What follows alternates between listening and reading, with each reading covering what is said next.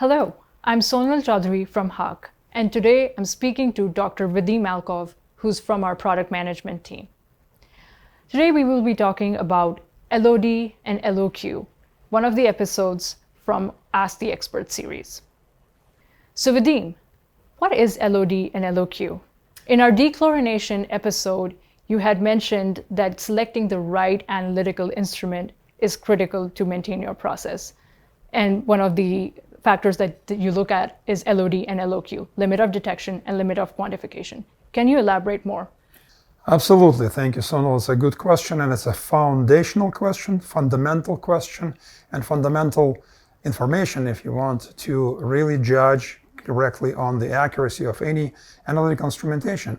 So, as you said, limit of detection is the lowest level of concentration that instrument can convey to really show whether there is an absence or presence of analyte in a solution.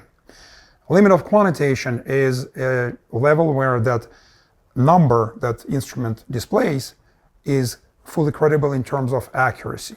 So the accuracy specifications, as provided by the instrument manufacturer, are applied correctly there. Now, there are a couple things to explain about limit of detection and limit of quantitation. So, based on the EPA rules and ISO method, limit of detection is determined basically by measuring the noise in a system. And noise in a system is measured by precision. There's prescribed specific analysis being done with a low concentration of analyte present, and the level of noise is multiplied, or precision is multiplied by 3 to get to the LOD, basically to differentiate in the 99% of cases that the signal is above the level of noise. So that means the presence. Presence is definitive with the 99% of accuracy, credibility, let's put it this way. Same goes for below limit of detection. It's a 99% that analyte is absent. Now, with the how high is limit of detection, that basically defines the instrument accuracy as well.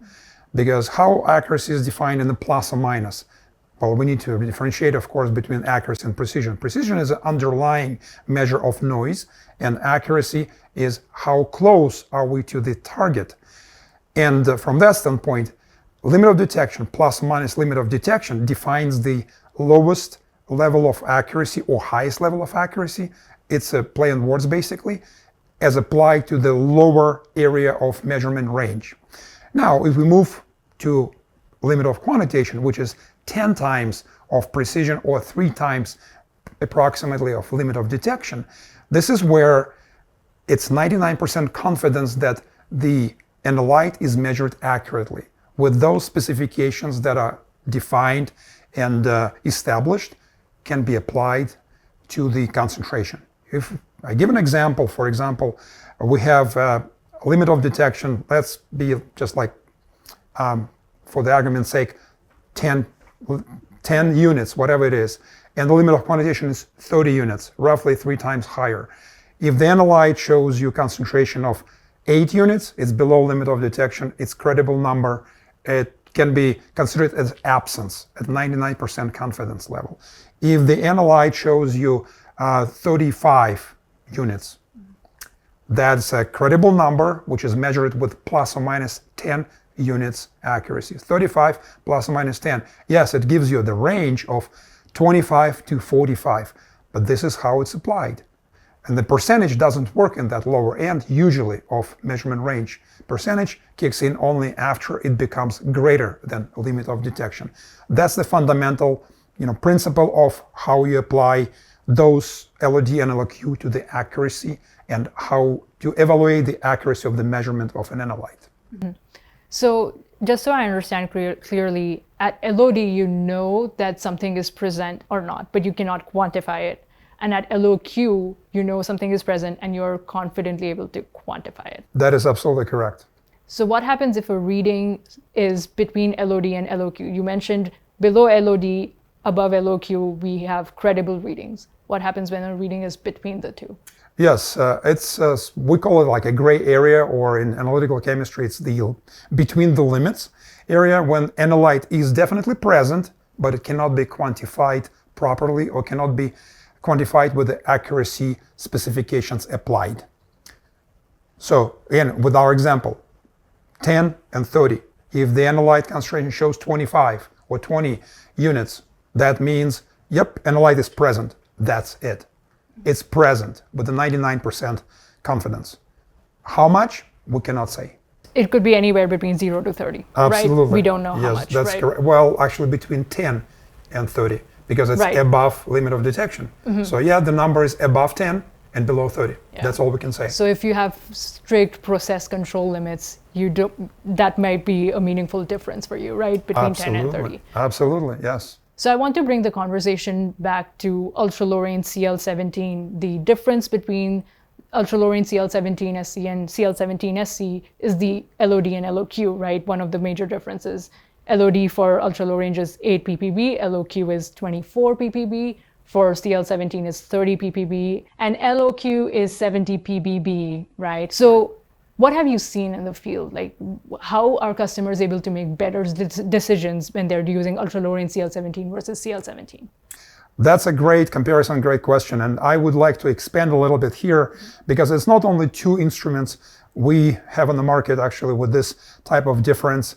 Yes, ultra-low range ULR CL17 is the unique instrument. It has the lowest proven limit of detection as far as I can see and I can tell across the industry. And we've tried to compare based on specifications published by the manufacturers, a lot of different instruments, online instruments, because that's where it applied mainly, not to the lab.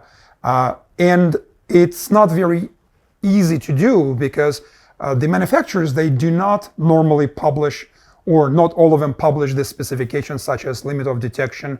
And we can derive it from the accuracy specs, which are normally supplied with instrumentation. So from that standpoint, ULR CL17 stands out dramatically from the LOD and LOQ standpoint. Now, if we go to compare with other instruments, yes, there are different ranges. There are some instruments with a specified accuracy or limit of detection. It's 20, at 40, at 50, at 30 ppb parts per billion or micrograms per liter of chlorine in this case. We're talking chlorine in this situation. If we start comparing these two instruments available from Hach, the standard CL17 and CL17SC and the ultra-low range CL17SC, yes, the ranges are different.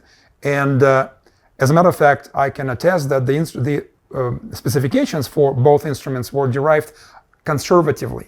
So in some situations we can probably be better, but conservatively we're stating, okay, it's not worse than 8 ppb for ultra-low range on the limit of detection. And if we go into ultra-low range area, yes, there are some reference methods can be used, such as fluorimetry, which can provide even lower limit of detection for chlorine, such as like 2, 2.5, 3 ppb. Yes, but those methods are not available for online instrumentation. There are sometimes comparison across the board with the amperometric instrumentation, which does go quite low. However, that instrumentation requires calibration, and it's as good as calibration method is. And from that standpoint, it's always open question. Can we really achieve that level of accuracy on electrochemical devices which require calibration? That's another differentiation point for the colorimetric analyzers, what we're talking about. They have established by law, I mean physical law, not like human law, calibration level, which is stable and independent. Coming back to this comparison, what you kind of ask for, those two instruments, we have seen in the field performance definitively showing the credibility of two instruments being different. And credibility in terms of how the customers wanted and needed this readings from the instrument to be accurate. That's the major differentiation between the two. Accuracy and credibility, as a matter of fact. So because it's online instrumentation, it's used very frequently for process control. That's a very, very important question for the customers and all the end users. How accurately am I measuring this? And why this method is better than another method? Why this instrument, even using the same method, is better from the accuracy standpoint than another instrument? And this is all coming down to LOD and LOQ. Thank you so much, Vadim, for your time. If you want to see more information about this topic, please visit our webpage, hug.com, and navigate to our product page, ULR CL17SC.